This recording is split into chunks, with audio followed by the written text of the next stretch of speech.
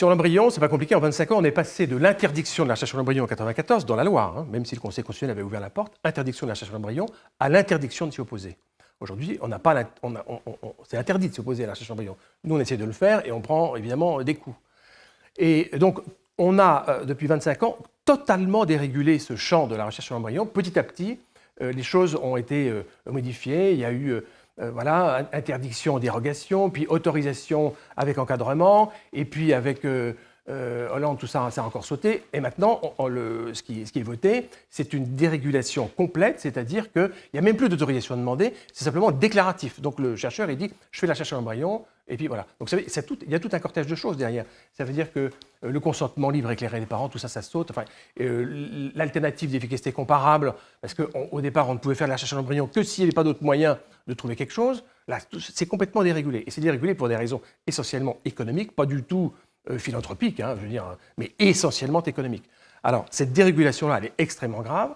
Deuxièmement, il y a des dispositions qui sautent, qui étaient des interdictions assez fortes, comme le transgénisme, fabriquer des embryons transgéniques, c'est très grave, parce que ces embryons transgéniques, on dit « Ah bah oui, on ne veut pas les réimplanter ». Mais bien sûr que si, qu'on va les réimplanter. Ce sera l'étape d'après. On ne fabrique pas des embryons transgéniques pour le plaisir.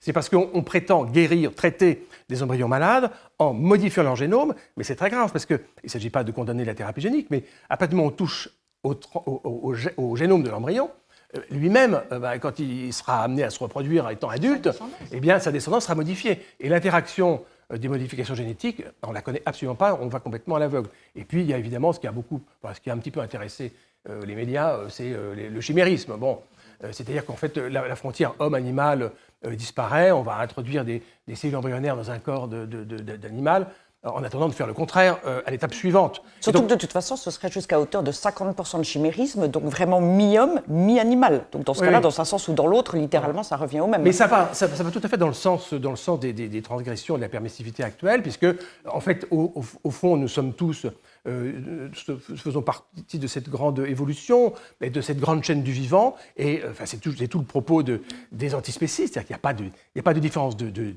d'espèce, de nature entre l'homme et l'animal. C'est une différence de degré d'évolution. Mais au fond, on est un petit peu plus loin que le scarabée, mais pas beaucoup plus, quoi.